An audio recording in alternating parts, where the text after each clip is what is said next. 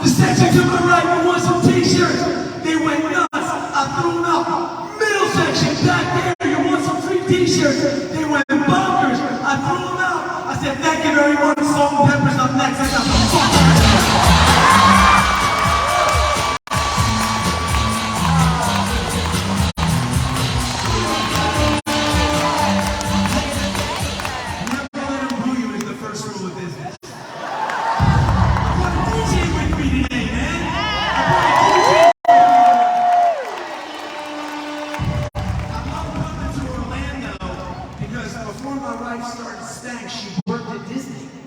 She was a chipmunk at one of the runs. She was a chipmunk because she wasn't tall enough to do like whatever else she wanted. They made her a chipmunk, and that's what she did. When I was coming on stage before, someone back there came over to me and said, are you speaking next? I said, I am. And I said, I'm a really big fan of yours, man. He said, you're Sarah Blakely's husband, right? I'm like, yeah, I am.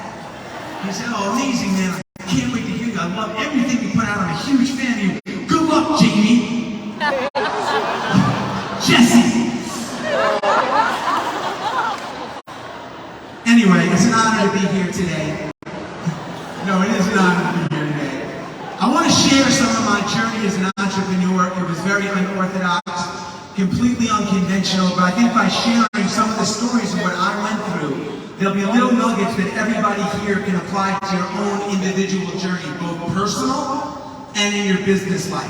Before we do that, I want to take this opportunity to talk about something that's very rarely discussed in business conferences and conferences like this, and I want to use this platform to talk about it very quickly. Anybody here have elderly parents? Show of hands. Anybody? All right, quite a few. Everybody will. At some point have elderly parents.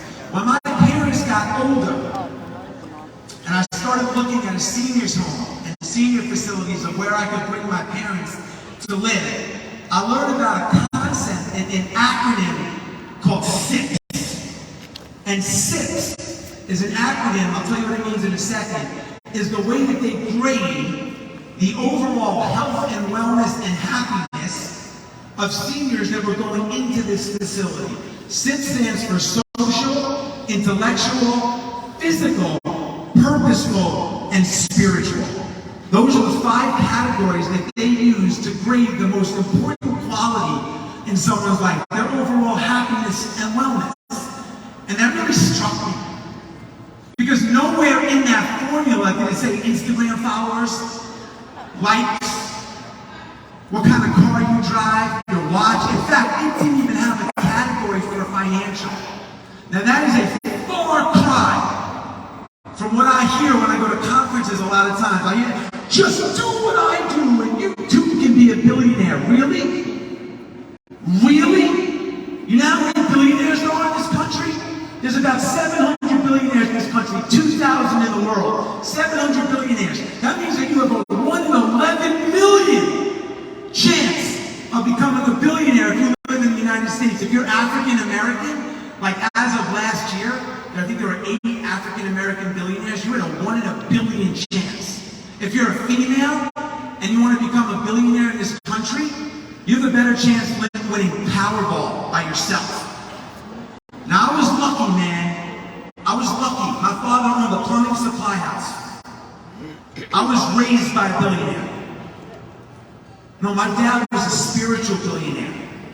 There's two concepts of business that are important. There's the financial side, which we learn about all the time, which is obviously important. And then there's the spiritual side. How you show up. Are you philanthropic? Do you take care of your customers? And this side gets neglected. We over-index in this side, but we neglect this side. If you have $1 billion and your spirit is 0, 1 billion times 0 is 0. The name of the game is to get as much on this side of the equation as you see fit without compromising this side. That's what I want to talk about today. That's what I want to talk about today. Here we go. So my dad was a very simple man. He was an example of how simple can be extraordinary. My dad's wealth was his family. When I was growing up, my dad invented something. He should have patented it. It became very popular. He invented something called random acts of kindness. My dad grew up in Brooklyn. My dad grew up in Brooklyn and he learned and played checkers. He loved to play checkers. And he never let me beat him in checkers my entire life. My dad was the checker champ of Brooklyn. When I was 4 years old and I learned how to play checkers, my dad showed no mercy and he would beat me. He would whoop me. I never beat him. When I was 7 and I got better at checkers, he would take the whole back row off and still beat me. When I was 14, he had the most important row. When I was 14 and 15, I got really good at checkers. He would whoop me, no mercy, and talk shit. You can't beat me. You're not good enough to beat me yet. I never beat my dad in checkers my entire life until 6 months ago. Oh my God. I went to my parents' house and my dad said, son, Jesse, do you want to play checkers? And for the first time in my life, I beat my dad in checkers. It was an amazing moment for me.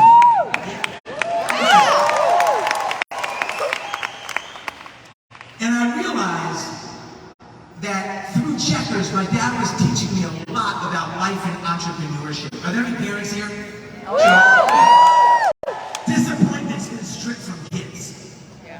They make every team, they get participation trophies, they get invited to every birthday party. Disappointment is an important part of being an entrepreneur. You will be disappointed. I remember when I had Marquis Check, this big check company that sold to Warren Buffett, Berkshire Hathaway. My sales reps used to come back. I'd be like, how'd the meeting go? They were like, oh, it was tough. They beat me up on competition. They beat me up on price. And I'm like, what'd you expect? You're a customer. You're a sales rep. Your job is to sell. Their job is to push back. What'd you expect?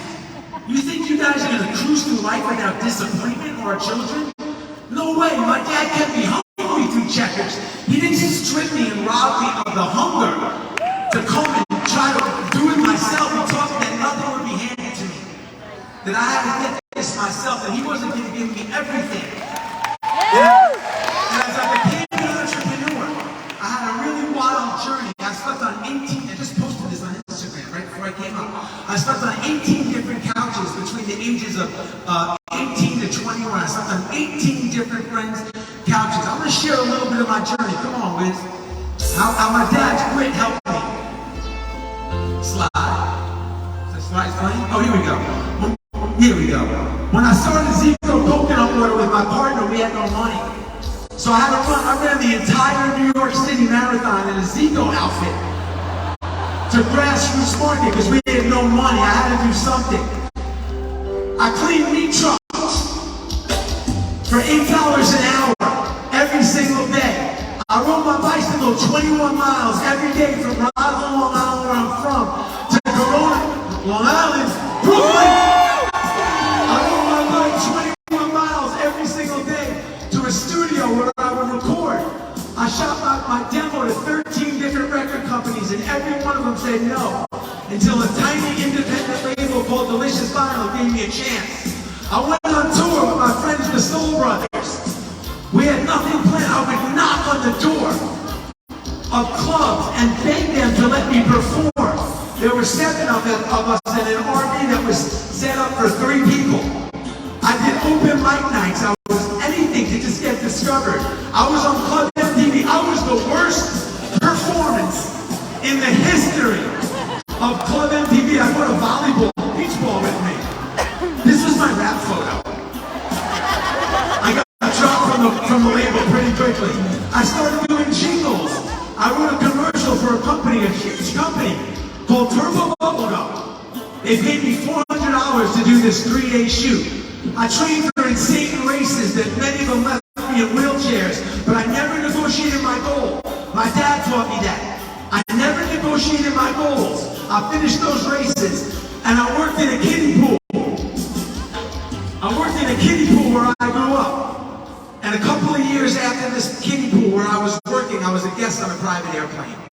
And when I walked onto the airplane, it was like the scene in The Wizard of Oz, when everything in life goes from black and white to color. And I was like, people fly like this? Like, I want to fly like this.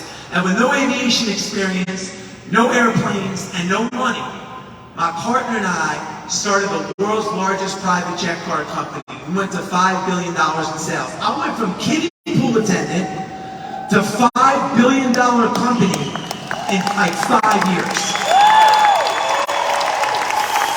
And I want to share some of the stories and the backstories that got me there. It got me this, but more importantly, allowed me to maintain this. Here we go. So for starters, I got a clicker. I gotta remember I got a clicker. Now listen, I'm gonna go through 4 or 5 things. I don't expect everybody here to be like, oh, I'm gonna do this tomorrow. But if there's 1 or 2 things that resonate with you that you can incorporate into your daily life, the next 30 minutes is gonna be very well worth your time. But more importantly, I want you guys to understand the spirit of entrepreneurship. I want you to leave so you can think for yourself and make decisions on yourself based on a little bit about what I'm about to talk about. So the first thing is every year I pick a word that guides me through the year. I saw this on like one of those People magazine things. I thought it was so like corny, but I started doing it and I really liked it. And that's not a word that I get tattooed on my arm or anything, but it's a word that directionally leads me in the theme for the year. That might be newness, adventure, family, change, spontaneity, whatever. I suggest it. But for the last 4 years, I've had the same word. And this word's been the backbone of my existence, and that word is soul. If I'm going to do something, I'm pouring my soul into it. If I'm even just going to my kid's soccer game, I'm going to be where my feet are and pour my soul into the game. When I do a project for my work, I put everything into it, all my soul into it. Customers feel soul. The universe rewards soul. Only one person can be the richest. Only one person can be the smartest. Only one person can be the best looking. But anybody in this room can care the most. Let me tell you something, man. You can't outsource soul. You cannot outsource soul, and your customers, your team, they feel soul. If you're not going to pour your soul into something, don't even do it. Don't ever underestimate the power of enthusiasm and soul. I built entire companies on those 2 principles. This side of the equation. The second thing, when I started that company I mentioned called Marquee Jet, back in like 1999, I was looking for my very first customer. Back then, we didn't have a sophisticated way to get leads. The only way that I could really get a customer was to show up where wealthy people were. People that could afford time on a private jet. And I heard about this conference in Monterey, California called TED. And I heard about that a lot of people at TED were from Silicon Valley and they were qualified leads. So I took a commercial Delta flight, connected to Chicago, went to California, showed up, drove 5 hours to Monterey, California. And when I got to the TED conference, I realized that everybody there had a huge credential. It was like Fort Knox. You could go anywhere near TED if you didn't have a credential. I'm like, you need a credential to get in here? It's ridiculous. How am I going to get in here? Like, I know I'm going to, like, you know, I don't negotiate with, I'm leaving with the sale. Who am I going to buy a credential of? How am I going to sneak in? I'm like trying to figure this out. And I go to this coffee shop right next door, and I'm thinking about, like, how am I going to sneak into this venue? And I realize every 2 hours a wave of people come in, and they have these big credentials on, and they're ordering lattes and muffins. Everybody's ordering a latte and a muffin. And I'm like, oh, they're on break. This is where they come when they're on break. So the next morning, I woke up at 5 a.m. and I went to the coffee shop and I bought all the muffins from the coffee shop. Oh my God. I now control all the muffin inventory in Monterey, California. And I wait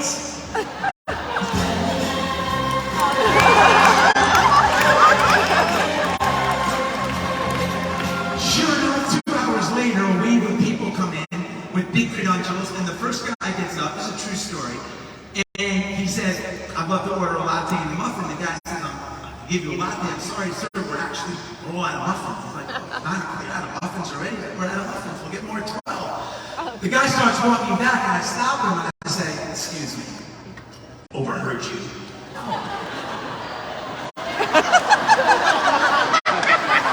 I actually have an extra muffin.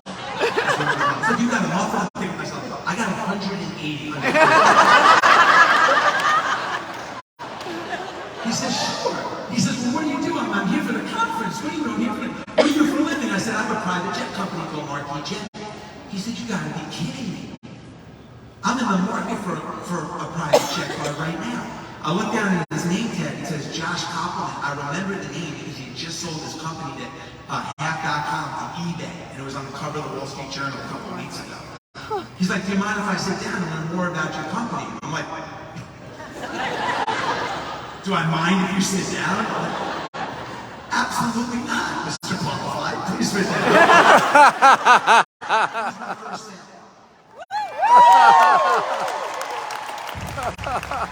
Now the reason why I'm sharing that story is not because I'm a great salesman. I'm not. I'm a back salesman. I'm sharing that story because I put myself in a situation as an entrepreneur where I can attract. Luck doesn't happen Sunday night sitting home watching the Kardashians. Luck happens, no disrespect to the Kardashians. Luck happens when you put yourself out there in a situation where the universe can reward you for being in that situation with luck. And then you have to take advantage of it. A big part of my journey has been luck. But I put myself in a situation where I can attract luck. That's not why I'm sharing the story. The reason why I'm sharing the story is what happened after. I did what everybody in this room would do for Josh Copeland. I did what he expected me to do.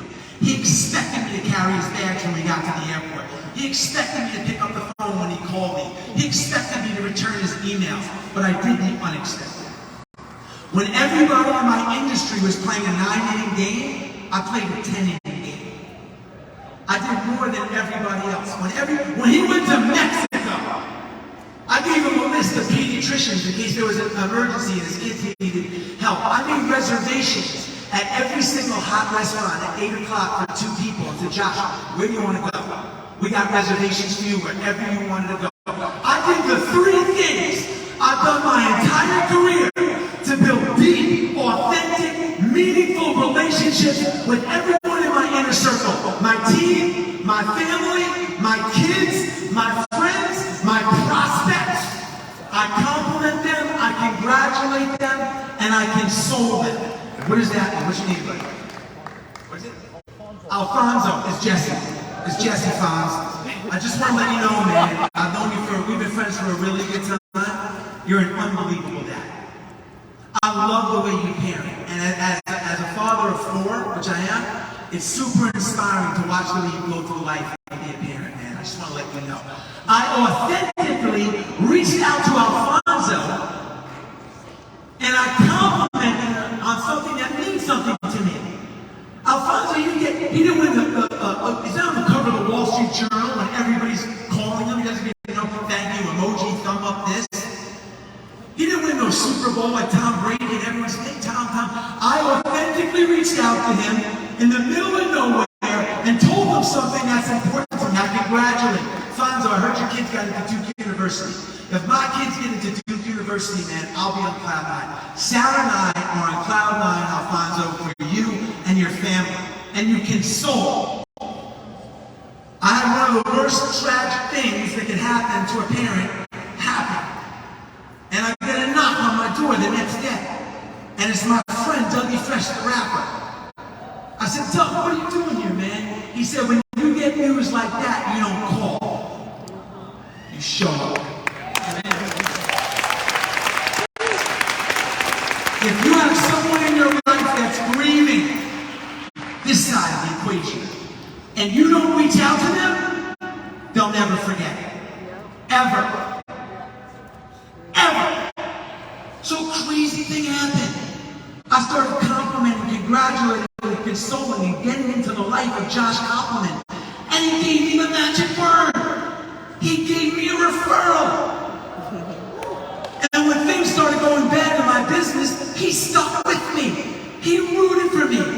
And then I did it again, and again, and again, until we took that company to $5 billion in sales. Relationships can't be transactional. They have to be authentic and meaningful.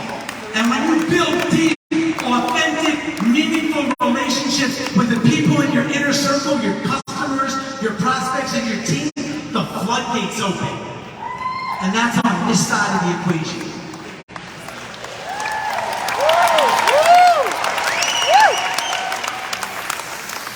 Quick question, how many people, anybody, how many people here think they're gonna die? Everybody thinks they're gonna die. Stupid, right? We all know. How many people here have their graveyard plot looked out? No. 1, 2, 3. Great. So, let me get this right. Everybody here knows they're gonna die, but nobody thinks it's gonna happen anytime soon. It can't happen to us, right? We're invincible. If you thought it could happen to you anytime soon, you'd have all that shit figured out, man. You'd have your graveyard plot picked out. You give all your passwords to your significant other for Instagram and Facebook and all that other stuff. But you haven't done it because you think you have forever. Until you realize that at any day, you can walk out of this convention center and boom, get hit by a Mack truck or get diagnosed with something, which I'm at the age my friends are getting diagnosed. Until you realize that, you're not operating with true urgency. You think you have time. When I think about time, I think about it like this. Come on, Grace. The day you wake up, you go on this bus ride. And the bus starts going fast. You don't need me to tell you it goes fast, man. You know it goes fast. And then all of a sudden, Alfonso's in high school. They're like, you better enjoy it, Alfonso. It's going to go fast. The bus keeps moving. You're in college. Maybe you meet somebody. You get married. You have a child. In 8 years, you're going to be an empty nester. The bus doesn't care if you get sick. The bus doesn't go reverse. The bus doesn't care about COVID. The bus doesn't care if you're lazy, overweight, divorced. It doesn't care, man. It just keeps going until one day, out of nowhere, all of a sudden, boom, the bus stops. The whole ride's over. I'm 54 years old, man. This much of my life is done. I can't get it back. I don't care what kind of year I had last year. I don't care if you're broke, overweight. I don't care. And neither should you. The only thing you should care about is from this moment on, you can't fix that. From this moment on till the end of the bus ride, how do you maximize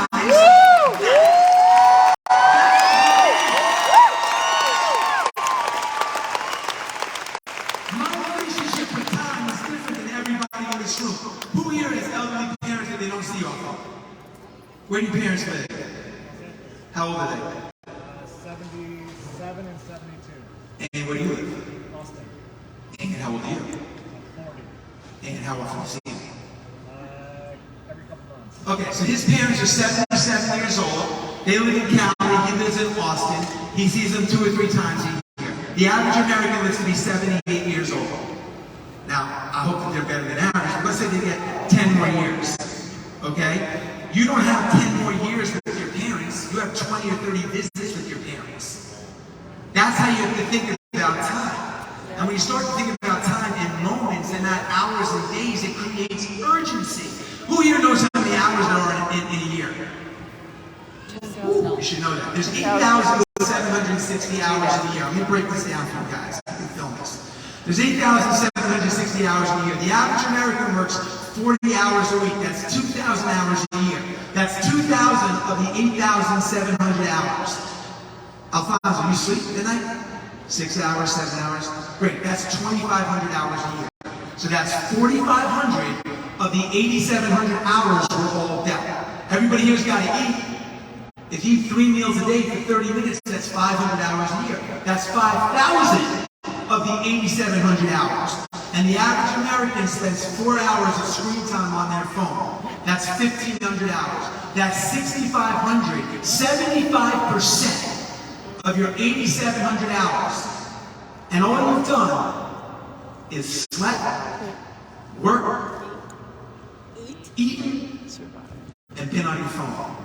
Man, you better be really diligent with the other 25% of your time. You better be really diligent with the other 25% of your time, which my dad was. When I turned 50, I made a promise to myself. I'm going to put more on my plate of the things that I love to do with the people I love to do them with. As I build that, I'm going to make sure I put more on my plate of the things that I love to do with the people that I love to do them with. What Mac didn't tell you in my bio is I started a company called I partnered with a company called Zico Coconut Water. In 2012, we sold that company to Coca-Cola.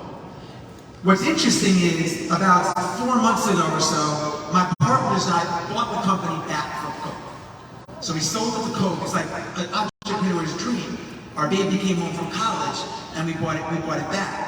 What's interesting about the story of Zico Coconut Water is, when we started and launched Zico, to the time that we sold it took 8 years. This is fascinating. In that 8-year window, there were 28,000 other beverage brands that were launched. Of the 28,000 beverage brands, Coca-Cola in North America bought 8. We were one of 8 that Coke bought. And I was thinking about, like, what made us different? How do we pull this off? And it took me to the original backstory of Zico, and I'm going to share it with you guys quickly. You can film this, but don't post it. I've only told the story 3 times in my life. So about 10 years ago, when I had the idea for coconut water, I was at Matt Damon's house. Not to name drop. To name drop. And I was single, and Matt asked me to stay overnight. He's like, do you want to stay overnight? I'm like, you have some dinner to go out. I was like, I would love to now, but I'm going to Brazil tomorrow. He was like, Brazil? What's in Brazil? I said, I'm going to start a coconut water company. He was like, coconut water? I love coconut. I have a coconut tree in my backyard. I get the coconut and I cut it open and I drink and give my daughter coconut water. He said, keep me updated on this. If something happens, this is something that I may want to get involved with. I said, all right, man, I'll keep you updated on it. A month later, I find myself in the office of Coca-Cola pitching my company called Coco Plus to the president of Coca-Cola. And the meeting is going lukewarm at best. I got to choose the vibration. So I said to the president of Coke, well, my partner, Matt Damon and I. Oh my God. Oh. You know the cartoon where someone's head spins like, he's like, Matt Damon is your partner? I'm like, Matt and Dave? Yeah, Matt and I. And the meeting, the whole thing flips. And I get to the 1-yard line of Coca-Cola. But I got to get it over the goal line. So I leave the meeting, and I call Matt. And I'm like, Matt, I need a really big favor. I said, you know that coconut tree in your backyard? If I come over with a camera and a machete, would you climb up the tree, chop it down, go in your kitchen, chop open the coconut, put a straw in it, turn to the camera and say, Muhtar Kent, the CEO of Coca-Cola, there's got to be a better way than this. He's like, okay. Oh my God. I go to Matt's house. Oh my God. We film this. He creates this like award-winning video, man. Climbs the tree, cuts the thing, gets the coconut, turns the Muhtar, we put the logo up. I send to them, check me. Check me. I found the video. Oh my God. Oh my. Check this out. Oh my God. Daddy, can you get me a drink? This is completely ridiculous.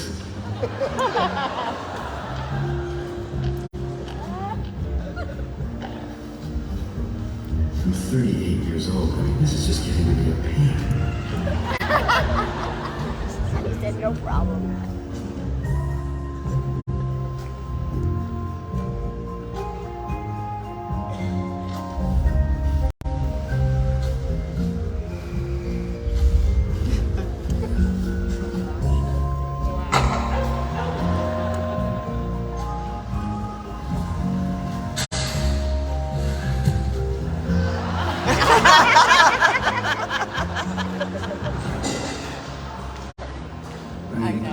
Can somebody please figure out how to get the water out of the coconut and into some kind of package?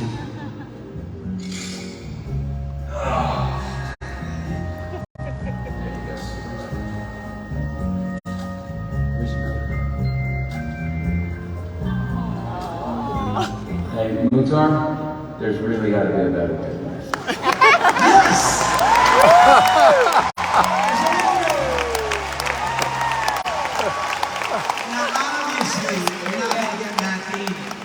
Shoot a video, but there's two important lessons with this. The first thing is, when you have a big meeting, you have to bring it to life. You're never going to get a second chance, and you have to bring it to life. No matter what. You have to get creative, and you have to stand out. But the most important thing is, when I started our company, getting a video of Matt Damon or sending, that wasn't in my business plan. And when I look back on my journey as an entrepreneur, in my own personal life, the things that made the biggest difference in my career were not in my business plan. A lot of people are like, oh, we gotta follow this to the T. Yeah, you can hire people to execute a business plan. You have to look for the opportunities that are outside of what you're even thinking about. And that's been the difference maker for me, is the things that are not in my business plan. Clicker. Next slide. Whoop, not that one. Ruin the joke, man. The reason why people come to conferences like this is to learn about the industry, to get better results. But the main thing people want, mostly when they come to conferences in general, is mindset. It's the number one thing that people want. And I learned a mindset trick, this side, a couple of years ago that completely changed my life. And I'm going to teach it to you. You can master it in 5 minutes or less. You can teach it to your children. You can walk out of here using it. And if you would have told me 10 years ago, and I'm going to teach you right now, I would say that's the hokiest stuff I've ever heard in my life, man. But I'm telling you that this has changed my life, really probably more than anything, and I use it every day. So a couple of years ago, I was running a race called the Last Man Standing. Here's the format of the race.